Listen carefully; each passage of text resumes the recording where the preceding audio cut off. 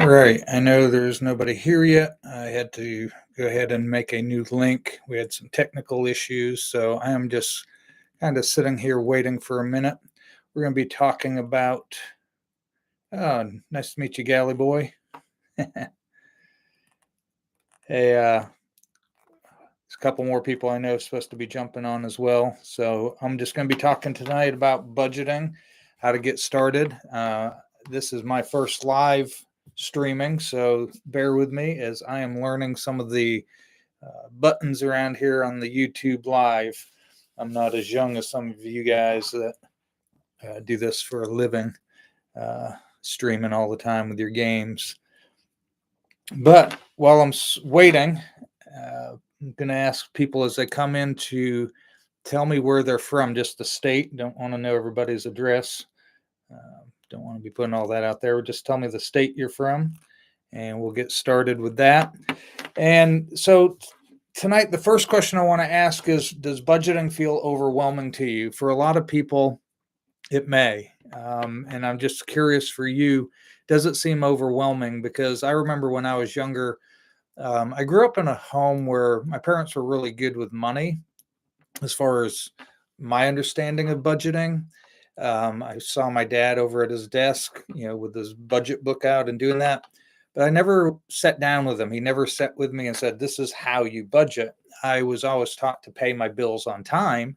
I was always taught that, you don't want to be late, don't want to miss, you get your paycheck, you pay your bills, pay them on time, and that's it. So one week you get a paycheck and say, "Oh, these bills came in the mail, so I'll pay these bills." And the next week, another bill comes in. And what I found happening, especially once I got married and started having kids very young, on a single income, as my wife stayed home with the kids, um, budgeting that way was very stressful because I would pay the bills when they came in, and then all of a sudden another bill that I forgot about came in, and all of a sudden I'm like, "Oh crap! There's more bill than there is money for this week." And then even as things progress, you get, if you get into home ownership and other things, you have things that don't come on a monthly basis. You have, home tax that comes in, twice a year. And, that can be a big whammy. If you forget about that, you're like, "Oh my gosh, now I got to, scrounge up this money." So budgeting is, a lot of people think, "Oh, I don't want to be on a budget. It's so restrictive. It's so, just like handcuffing me. I want to live free. I want to be able to party when I want to party and do what I want to do." Budgeting was the most liberating thing for me financially because it let me relax and say, "Oh, I can actually spend this money because I've paid my bills and set the money aside for the upcoming bills." And I didn't have that freaking out like, "Oh, I wonder if I forgot something or if this bill is going to be a little bit more than normal." So setting up a budget for me was really important and helped me get on track financially. And even on a very meager income, one income family for many, many years, and not a high paying job. I was a nonprofit. So the money I wasn't making big bucks. I think all the people I knew around me were making more than me. And I wasn't doing what I did for the money. I was doing it out of enjoyment, and it felt it was important at the time. And so it doesn't matter if you make very little money or you make a lot of money. Budgeting is very important. A lot of people are on a budget, and they actually can do more than those that don't have a budget. Did you know 72% of Americans report feeling stressed about money, at least at some time?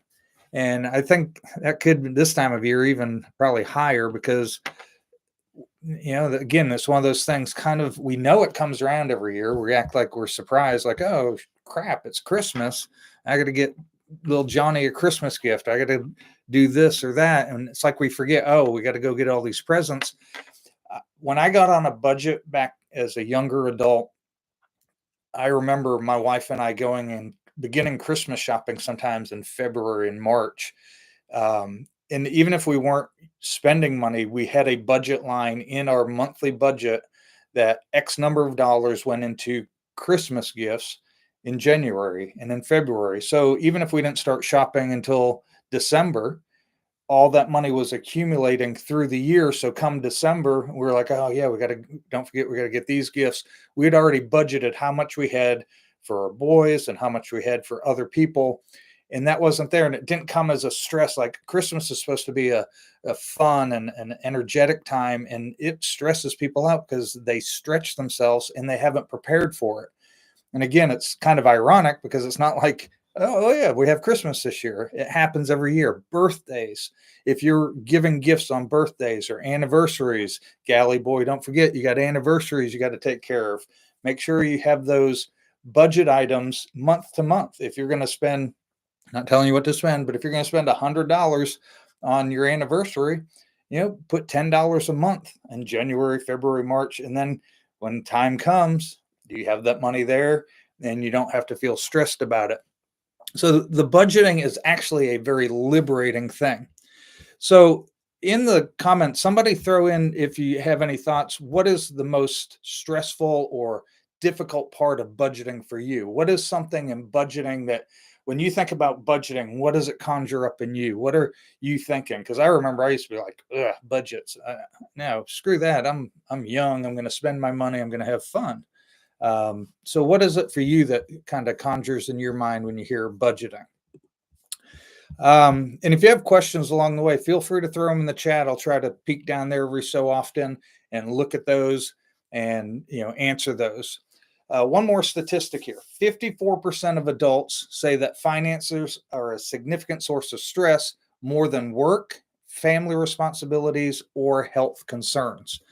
And as I think about that as an older person, knowing how stressful raising three boys was, and knowing how stressful as I get older now, my health can be, like things start hurting and it stresses me out. And realizing that money is even more stressful than that for over half of the adults in our country. And I think that adds to the health concerns because stress is a huge, huge element in why people begin to have physical ailments. Stress can really wear you down. So I think stress is really important to manage, and getting your money under control is a huge, huge thing. So Galley Boy in Ohio and Project Frugal, nice to have you from New Zealand. That's cool. Nice to have you with us. The tediousness of tracking every single dollar I spend. Yeah, I get that. It can be tedious. And I think, and I'm not trying to minimize that at all because I get that. I think even today, though, it's so much easier because there's apps everywhere. You can get, apps on your phone where, you pay with your phone, it tracks it on your phone. A lot of it does it automatically. I used to do it. I'll even show you here. I got it right here.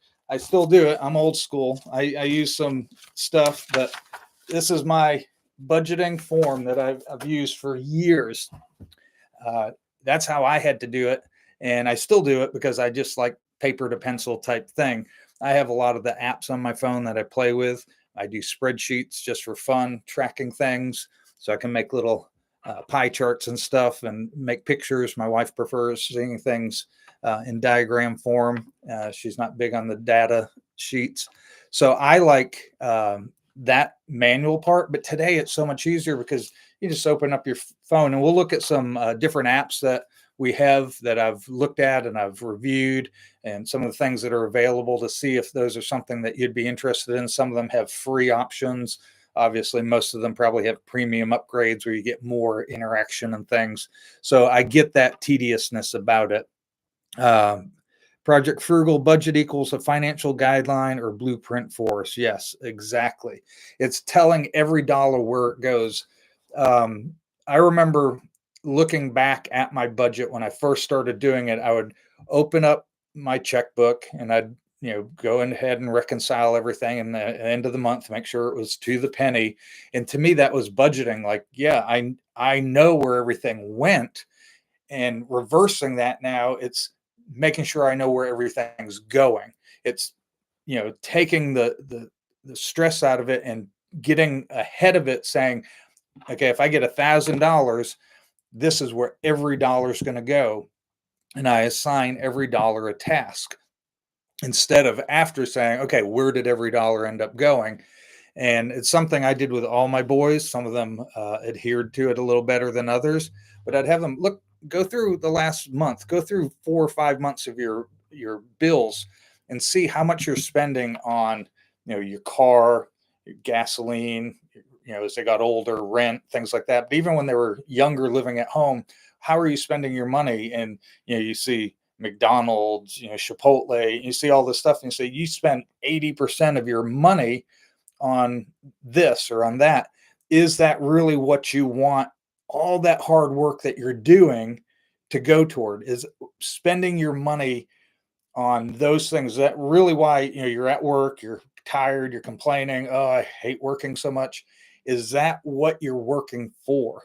And I think that's another thing, that looking at money, I have a couple videos on the site I'd encourage you to check out on money mindset, is trading money for time.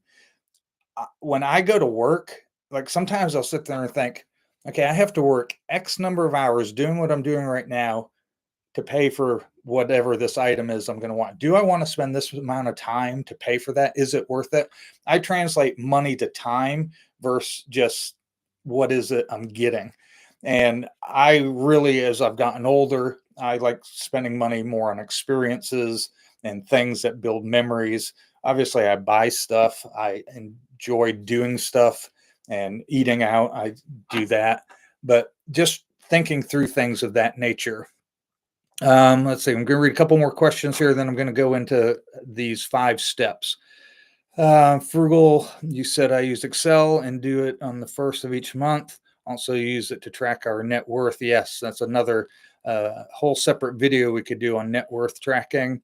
Been doing it since November 2014 and generate a new tab in Excel for each month as things change. Nice. Great job. You sound like you're already well on the way. I'd be interested as you're doing this. Throw in the comments there, Frugal, how that's helped you in your life, not just financially. We know that the ultimate goal we think of budgeting and saving, investing, is to build net worth, which is a major goal. But what other impacts has it had on your life, positive or even negative? It appears that you're doing a really great job at tracking that. Galley Boy, we also started tracking our net worth and we plan to do it quarterly. Nice. Yeah, tracking net worth is a great thing. I think quarterly is good. You don't want to do it too much more than that, especially if you have investments. Your house can fluctuate a little bit, but if you have investments in your 401k, your IRAs, things like that, just like this past week, was it yesterday, the market dropped 2.5%, depending where you're at in life. You could go look one day and then the next day you're down 40, 50K and you're like, whoa, what the hell happened? It's okay. Those ups and downs, daily things. If you've watched any of my videos, I don't care about what the daily, weekly, monthly is going on.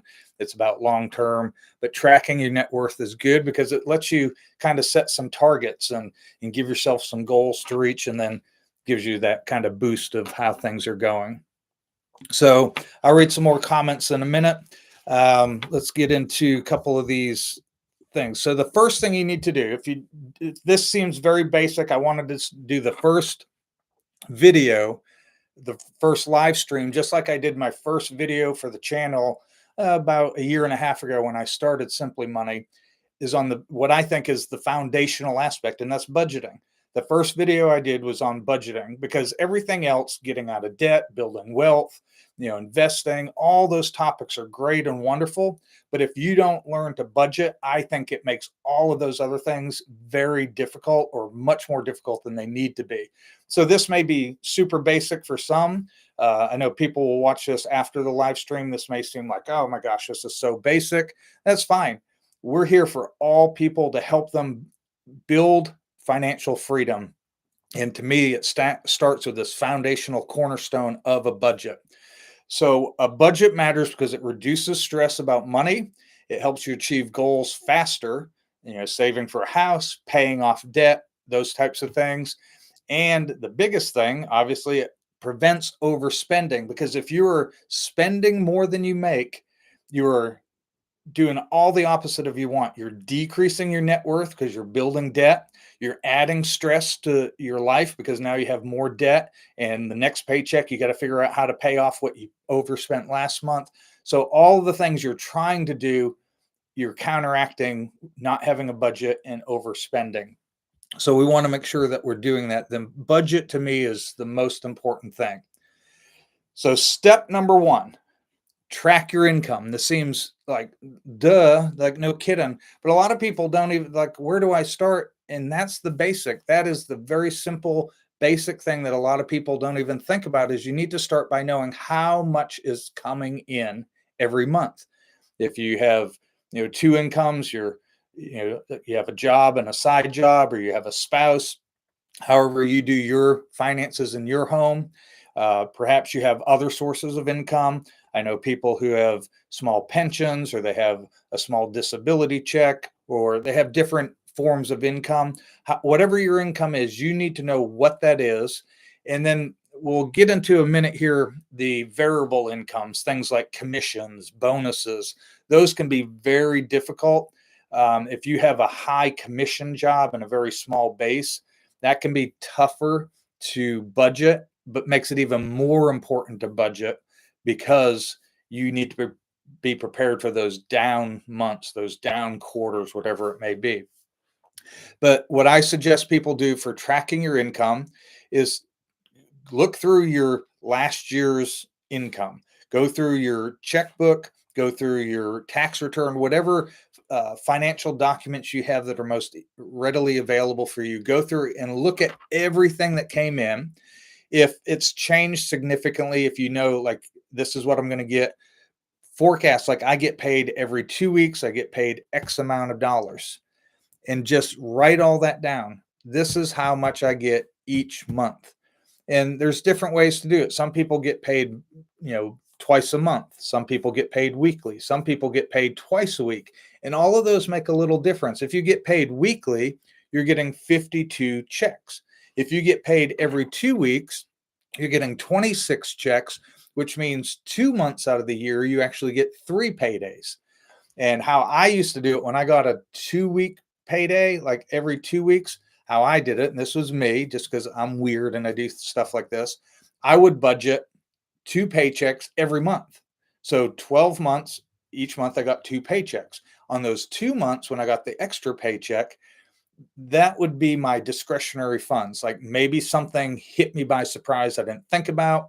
Maybe we wanted to take a little trip, whatever life was throwing me at that time. Maybe I invested it. Maybe I put it in the savings. Maybe I boosted, another account like vacation for later down the road. So you can do it however you want, but you have to know what is coming in each month. So, any questions on that? Like, how do you feel? Oh yeah, Galley Boy, it's a 3 pay month coming up January. Nice. Good way to start the year 2025. Gonna need it. Put that cash aside. Another caveat, and we'll get into that, I think, here in a minute, but make sure you have a little cash put aside. Don't put all your money into investing, into your house, into even paying off debt before you have a little bit of cash reserve.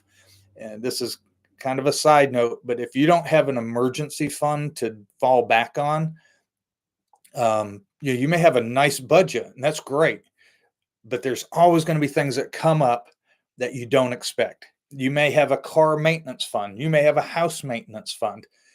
Whatever the case might be, there will still be something. Life happens. The old saying, it hits the fan. Something's going to happen. It's always good to have a budget side item. And I'll tell you, you never know. You might, knock on wood, you might lose a job and need some money so you don't build into debt. So get a little bit of cash. You don't need to have hordes of cash, especially as you're trying to get out of debt and build that wealth. But start with a little bit of fund. A lot of people say $1,000. I think maybe a little bit more, especially nowadays. $1,000 isn't going to get you much, but have a little bit put aside. Have that somewhere. You don't see it, you don't touch it. It's just there in case of an emergency. So that's step one. Figure out what your income is. Step number two is you need to list all your expenses. And this is the tedious, hard part. And this is the eye opening part because you need to go through with a fine tooth comb, go through your, however you pay for things. Do you use a check? Do you use cash? Do you use a debit card? Go through, typically I use my credit card on almost everything. And then at the end of the month, I pay it off. And it's easy for me to just go through my credit card and see everything I spent money on. There's a few items in my checking account that come out, through auto pay. And so I'll go through those two things and I'll list everything that I spent money on. And if I use cash, I need to figure out what I spent that cash on, especially if you use a lot of cash. This is less of an issue nowadays, I think, because I see people go to, Circle K and get a 69-cent Polar Pop and use their debit card. Back when I started this, we had the envelopes and everybody had cash. You'd get your paycheck, you'd put, $100 in for groceries, another envelope for utilities. It was the whole envelope system. Nowadays, you don't have that. It's easier to track your expenses, but you have to write that down. And I would really recommend going through a year if you're able to. And that seems overwhelming at first, but you want to catch those random things, the insurance that comes quarterly or every 6 months, things that may be off and aren't on a month to month basis, so you catch those items as well. I've used already taxes on your home. Just throw a number out, it may be $1,200, $1,500 every 6 months. You need to have that. You don't want to wait till, let's just say it comes in January and you get your tax bill. You're like, oh great, Christmas was awesome, now I have a $1,500 tax bill. I'll just put that on the credit card and I'll pay it off. Guess what, come January or July, you have another second half of that. So it's a perpetual cycle where if you put, $200, $250, whatever it is, divided by the frequency. So if it's $1,000 every 6 months, you divide 1,000 by 6 and you put that amount into a fund. And when I say a fund, how I do it is it's all in my checking account and I just have it in my little ledger, house taxes. And this paycheck I put, $200, and the cumulative amount over on the far end is now up to 400, and then the next month it's up to 600. And then when it comes time to pay it, I just pay it out of my checking account, but I erase it from my ledger that I no longer have that $1,000 in my house tax fund.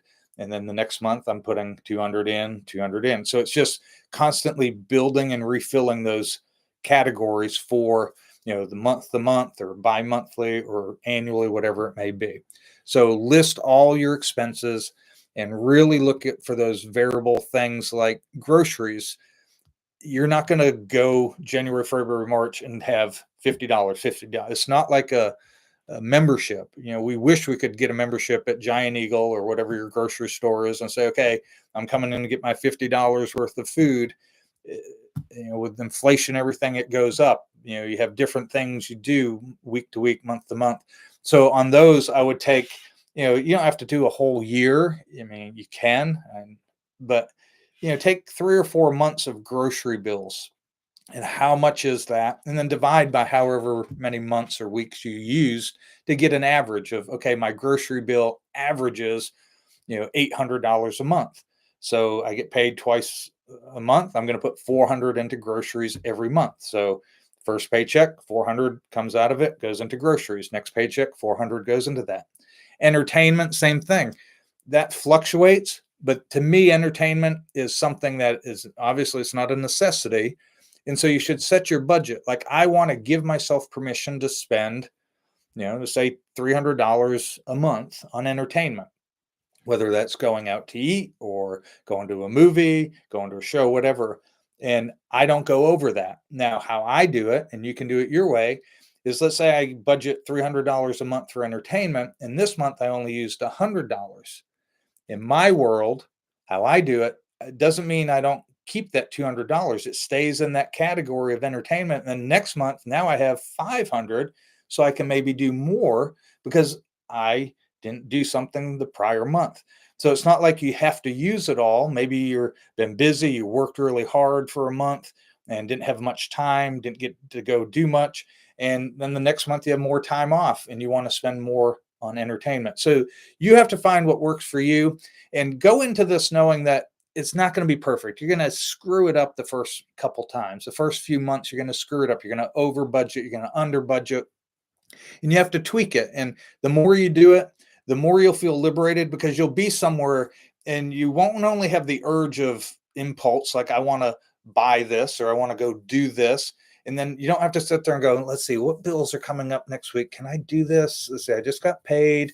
Am I going to have bills coming or can I go spend this $50 on whatever? You can look and say, oh, I have X number of dollars in entertainment. I'm going. I'm going to spur of the moment. I'm going to do it because I know I have the money. No stress, no fear. I don't have to worry about coming home and in the mail, there's a bill. I'm like, ah, crap, forgot about that. It's there. So it helps not only remove stress and what we talked about feeling tied down by a budget and constraint, it actually liberates and allows you to go do that. So write down everything and categorize. I put things into like big categories. So I'd have like utilities, I have water, sewage, electric, gas, because to me, in the winter, my gas bill's really high and my electric's low. In the summertime, my electric's high because of air condition and my water's high because I'm watering my grass and garden and washing my car all the time. So I take the year and I budget what it works out to for the whole of the category of utilities. And the same thing, I divide that by 12. So I may spend less on gas, but I'm spending more on electricity, but it works out for the month approximately the same. And I always like giving myself a little cushion in there. And then I reconcile things like that. It's not like entertainment where I let it accumulate and then I say, okay, I didn't do much, so I can go have fun. But things like utilities, after, say once a year, I look and say, hey, I have, 30% more than I needed in utilities. Maybe I'll take that and throw it in savings or throw it in, another area that I was a little bit underestimating. Maybe my groceries went way up because eggs are costing $6 a dozen now. So maybe I take a little bit of that excess from utilities and rebudget more of that toward groceries. So again, this isn't a strict science here of doing everything perfect. It's about just being, uh, you know, disciplined and following your goals, and you have to be flexible because things are going to change. So let's see. How do you do it? She's reading some of the comments here. I wish we had an audio, and maybe there is, and I don't know about it, but that would get chaotic, kind of like you do on a Zoom call. You can raise your hand and people can audio question, but that'd probably be dangerous because people would say stuff I'd have to edit out. So, anyways, any questions to this point on knowing your income, knowing your expenses? Obviously, that's the very basic. You got to know what's coming in and what's going out in order to create the budget. So, from there, we'll move on. Another statistic, debt. 64% of Americans cite debt as a major stressor. Yeah, 64%. A major stressor is debt. And I know I'm not I like Dave Ramsey. I follow Dave Ramsey a lot. I think his purpose and his goal has been genuine of helping people get out of debt. There's some things I don't agree with, but bottom line is I agree with, getting out of debt is so vital. But I know at times in life you're going to need some debt. And I know I might get shot by some, if there's any Dave Ramsey fanatics on here, I might get shot. That's fine. I get it. I'm not saying to use debt like arbitrage and leverage. Like I'm not going to go leverage myself trying to get rich. But I know starting out, you're not going to go pay cash for a house. I mean, come on. Nobody, and even he doesn't say to do that. He has guidelines he uses, but you're going to have some debt. You're probably not going to pay cash for your first car. Maybe you can. I doubt it though. Most people have to get a loan. It's about not overstretching at the beginning. And as you progress in life, if you follow these plans and follow these strategies, yeah, then you can pay cash for, a new car or a used car, or whatever the case might be. You can use less debt and get to the point where you don't need any debt. If you go buy a new house, if you own a house, you can sell your house and use that plus some of the savings you've had toward paying cash for another house, and that's fine. But a lot of people, talk like everyone's 60 years old and are already out of debt and already built wealth.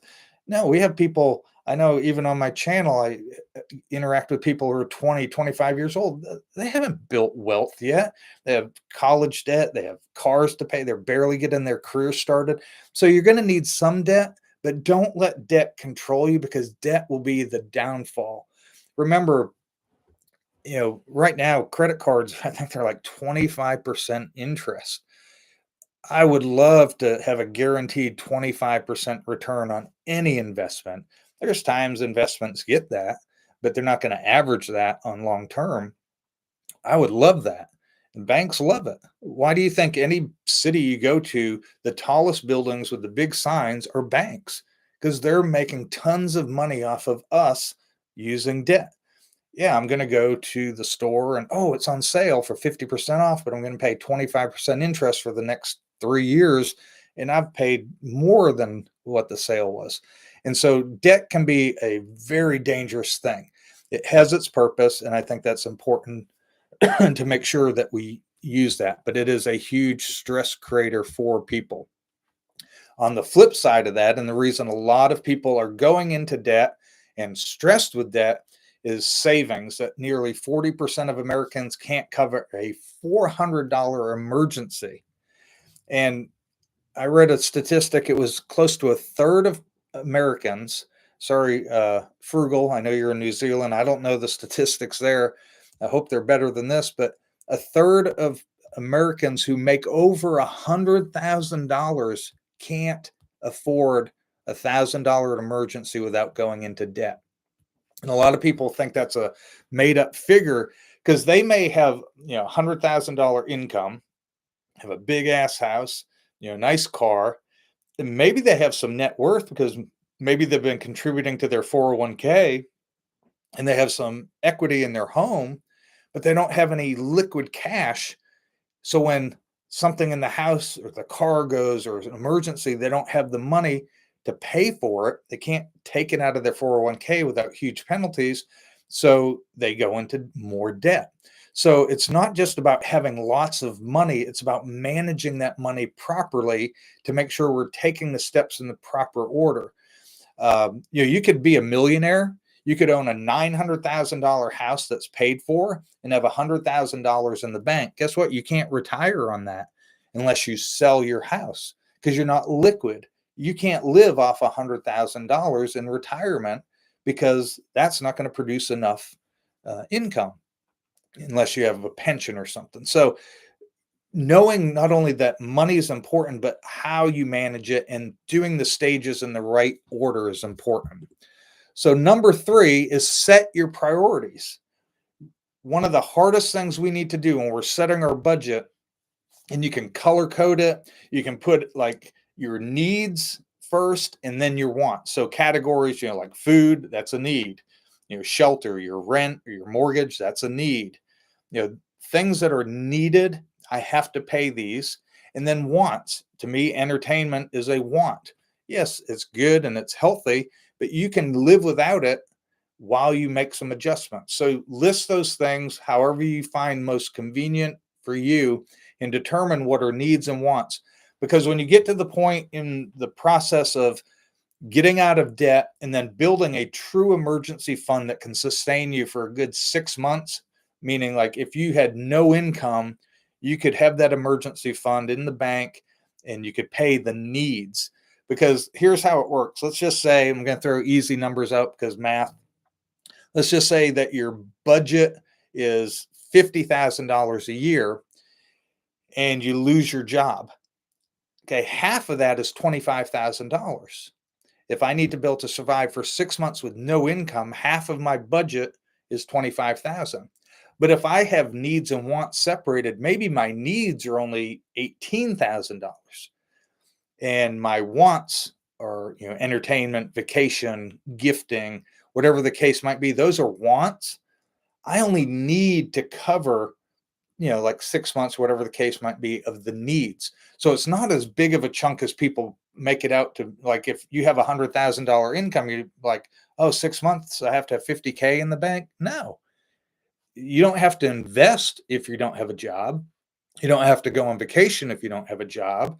You don't have to go out to eat if you don't have a job. So all of those wants get taken out of there, and you can reduce your emergency fund down to whatever time frame is good for you.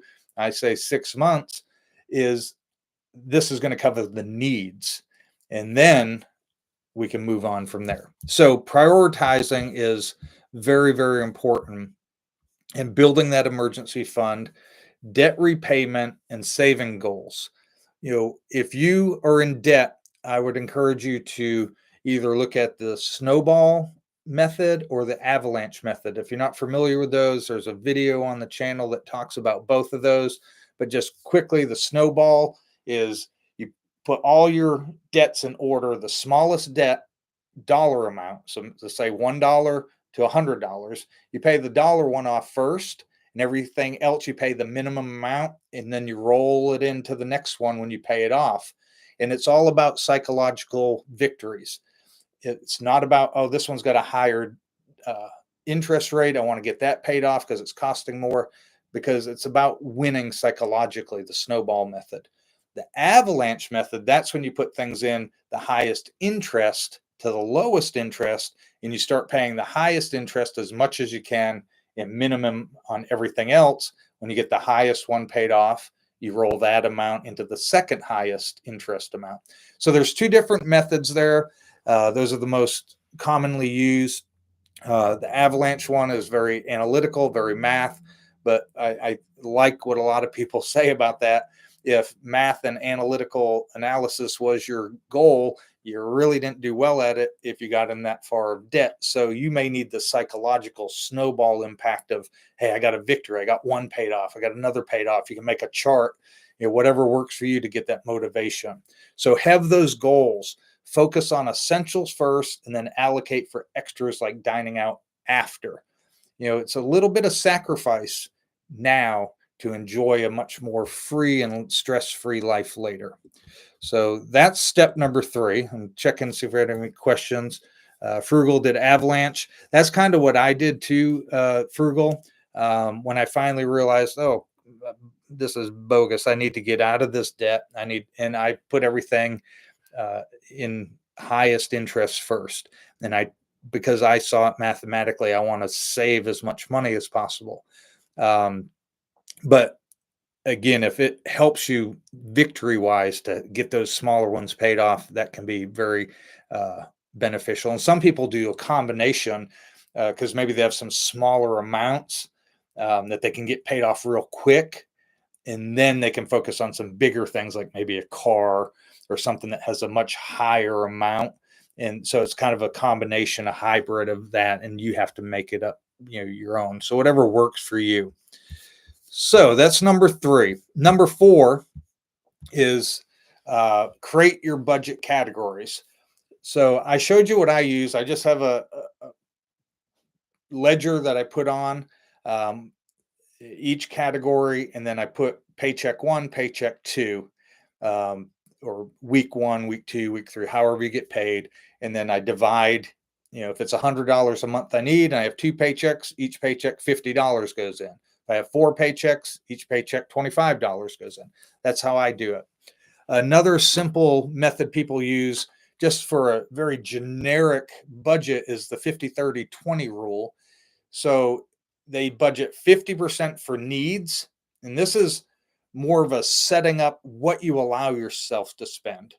My method that I used was, okay, here's what I have, my needs, and then here's what I want, and then my savings. And I didn't have percentages to those. I just started with, okay, this is what I need to pay. This is what I want, entertainment, vacation. And then hindsight, I wish I had done it differently when I was younger, but here's what's left. I'll put that into savings. The 50-30-20 rule is 50% of your income. So you make 100K, 50,000 goes to needs, house, transportation, utilities, etc. List your needs. And for some people, you need to ask yourself, because needs and wants get mixed up a lot. Do I need this means, could I survive without it? Yeah, and I don't mean like survive, live, but like, could my life continue? I've had people say, "Oh, I need to go get a new dishwasher." No, you don't. Come on. I grew up, I was married with kids until I was, gosh, 50 years old before I had a dishwasher. I'll be honest, I would have loved to have a dishwasher, but I didn't have one. You don't need it, it's a convenience. I'm not saying you can't get it. Just remember, be careful with your needs and wants. And I know I may get some people click off. I may get some comments later. Cable, streaming, uh, some of those things are not needs. Now, internet, I will give some of you that, but especially if you work from home or if you rely on it for things that you do need. But those are things you can live without. And again, I told you at the beginning, I lived on a very frugal income. My wife and I had one income for many years. We didn't make a lot of money. I have no shame in saying that. We were in a industry, a job that was not lucrative financially. So we made sacrifices other ways. We didn't have cable for years. You can ask our boys. We used to have the, fuzzy, TV, and we didn't care. We didn't miss things like that. I mean, sometimes I wish I didn't have it because we get like, oh, this is just easy. Let's just watch a movie. I enjoy it, not opposed to it. I'm not preaching like, hey, don't go get that. Just saying, remember to really discern what is a need and what's a want. And so 50% for needs, 30% for wants. So that can be your streaming, that can be your vacations, that can be your entertainment, eating out. And whatever that amount is and how you want to divide that up is up to you and what floats your boat. Some people, I have a couple buddies, they love spending so much money on golf clubs. I'm like, oh my God, you're killing me. I didn't even spend that for my entire set. And they make fun of me because they're ancient clubs, but that's me. I'd rather spend my wants on other areas. I like golfing and I spend some on that, but that's not where I want to put my 30%. And then the 20% is savings and debt. So if you have debt, not counting your house, even though that's debt, we're not counting your house when we say this. You want to put most of that 20% to the debt. That way you can get to where the entire 20% is going towards savings. That's the ultimate goal, that more is going to savings down the road. So that's number 4. Create your budget categories, set it up. And and if you came into this thinking, I'm going to show you exactly how to set it up, like this is, you got to do this. I'm not a legalist in that way. Like, finances are very personal. That's why they call them personal finances. Everyone is different. There's a couple of you on here, 4 or 5 of you on here. You all are unique. If I was to sit down with each one of you, your needs, your wants, your incomes, your expenses, everything is very unique to you. So it's going to be different for you. And you have to take some of these guidelines and just make them flexible for you. Don't feel like, oh, I read this book or, watch this video and they said you have to do this. No, find what works for you. And it's kind of like I say, which is better, the avalanche or the snowball method of getting out of debt? Know which one's the best? The one you use and stick with. That's the best one. If you use one and it doesn't feel good and you quit, guess what? It didn't work. It's no good. Use the one that works for you. Same with budgeting. Don't feel so stringent that it's legalistic for you, because it will become a burden and a pain in the ass for you. So 20% towards savings and debt. And I'm not going to get into the whole how should you get out of debt and all that. That's another video, another time. So that's number 4. Create your budget categories. Number 5, review and adjust. Kind of hit on this at the beginning. You're not going to get it right 100% at the beginning, especially. So no budget's perfect on the first try. Review it weekly or monthly and tweak it and improve it. Give yourself grace. At the end of the first month, you're like, oh, I screwed up. Oh my God. That's okay. Relax. See where you messed up and make that adjustment and move forward and try to improve it month over month. And that's the goal. That's the goal of your finances, is making improvements to build your wealth. And for those of you that don't know me, when I talk about wealth, I'm not talking about millions and millions of dollars, because wealth looks different for everybody. For me, wealth looks like I'm free to do what I want with my time. And for you, it might be something totally different. My idea of wealth is that I am no longer dependent upon a job. I have enough investment, enough income source through my investments and stuff that I don't have to work. I'm free to do what I want. And that to me is the biggest idea of wealth. Some people be like, oh, you have to have $5 million to be wealthy. Then fine, go get $5 million. I don't care. If it makes you happy, then more power to you. But for me, my goal is that complete financial freedom where I can work if I want to, but I don't have to. Because talk about stress reducer is, I don't have to worry about certain things. So those are the 5 just very basic steps.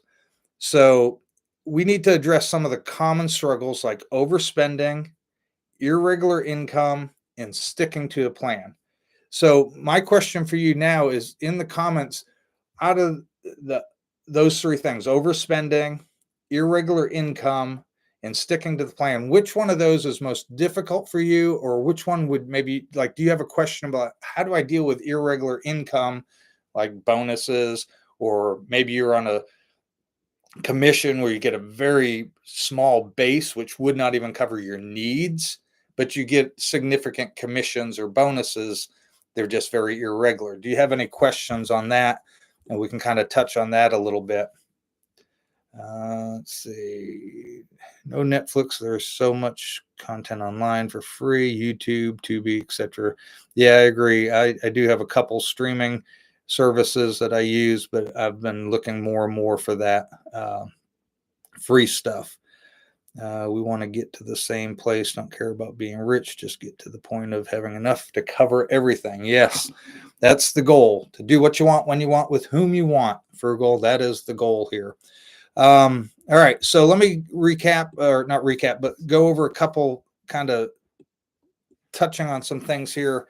Um, what is the hardest thing that you have dealt with financially? And I don't mean like a personal thing, but we're talking about budgeting today. Is it budgeting? Is it understanding, how to invest money? Is it how to, build wealth, how to get out of debt?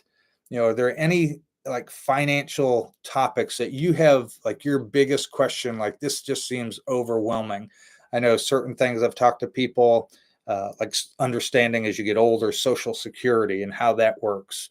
There's a lot of nuances. It's like I think like a 500-page manual to understand Social Security, and that's not even touching Medicare and all that stuff. So there's a lot of stuff available and out there that's very confusing. If you have any questions on that, just let me know. If not, I'm just going to wrap up here with final thing is we're going to do these on a periodic basis for now. I'll get to a more set schedule on different topics for live streaming. I'll obviously still be doing my regular videos on the channel for those of you that watch those. I appreciate that. I appreciate you that are on here joining me today. And I look forward, it's something I enjoy doing. Anybody that has talked to me, I don't make any money doing this, not yet. I hope someday to make a few bucks doing it, but I do enjoy this. It's something that I've really enjoyed learning myself, and I enjoy sharing things when I learn them. And I have a good friend that I talk to a lot on his finances. He's a younger married gentleman, has a young family, and it makes me feel good knowing that he's getting ahead, much better head start to it than I did. And I had some people in my life that helped my wife and I get on a budget and learn some things.